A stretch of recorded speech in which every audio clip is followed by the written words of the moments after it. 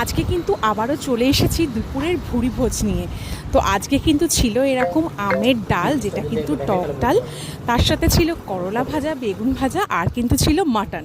প্রথমেই কিন্তু একটু ধনেপাতা বাটা দিয়ে খেয়ে নিলাম, যেটা তোমাদের কালই দেখিয়েছি। আমি ওটা অনেকটা একসাথে বেটে রেখে দিয়েছি, প্রতিদিন একটু একটু করে খাবো বলে। এটা কিন্তু একদিন বেটে ভালো করে ফ্রিজে রেখে দিলে কিন্তু মোটামুটি 3-4 দিন খাওয়াই যায়। আর ধনে বাটাটা খেতে কিন্তু গরম ভাতে দারুণ লাগে।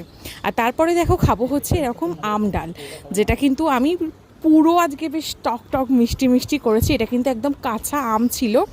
আমি কিন্তু ফার্স্টে আমটাকে একটু সেদ্ধ করে নিয়ে তারপরে ডালের মধ্যে ফুটিয়ে কিছুটা আম তুলে স্ম্যাশ করে করেছিলাম, যাতে ডালটা কিন্তু খুব ভালোভাবে ঘন হয়েছে। তোমরাও কিন্তু এরকমভাবে ট্রাই করে দেখতে পারো, দারুণ হয়।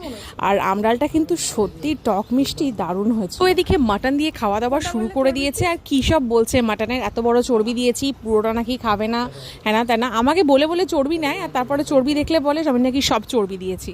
যাই হোক, করলা ভাজা দিয়ে কিন্তু বেশ আম ডালটা খুব ভালোই লাগছিল। আর করলা ভাজা আর বেগুন ভাজাটা করেছিলাম আমি এই ডাল দিয়ে খাবো বলে। এত গরমে আর বেশি কিছু রান্নাবান্না করিনি, খুব অল্প একদম পাতলার ওপরই করেছি। বেশিক্ষণ আমার তো স্পেশালি রান্নাঘরে দাঁড়িয়ে রান্না করতে বেশিক্ষণ একদমই ভালো লাগে না এই গরমে। যাই হোক, ডাল দিয়ে খাওয়া তো কমপ্লিট। এবার হচ্ছে মাটনটা তো দেখেই ইয়াম লাগছে।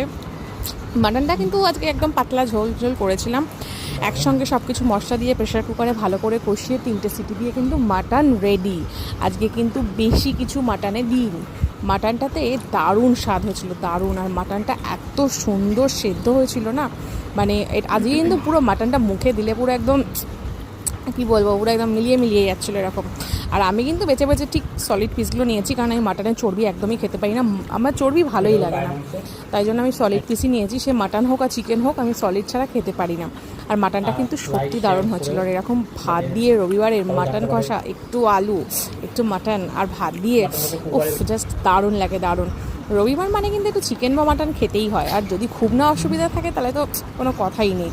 যাই হোক, আজকের দুপুরের আমার খাওয়া দাওয়া তো আমি তোমাদের সঙ্গে শেয়ার করলাম। আর দেখো, শেষে একটা মাটন আমি ঝোল দিয়ে একটুখানি খেয়েছি। মাটনটা শুধু দেখো, উফ। তোমরা কিন্তু অবশ্যই কমেন্ট করে জানিও তোমরা কে কী খেলে। আমাদের আজকের ভুরি ভোজে কার কী ছিল অবশ্যই কমেন্ট করে জানাতে ভুলো না।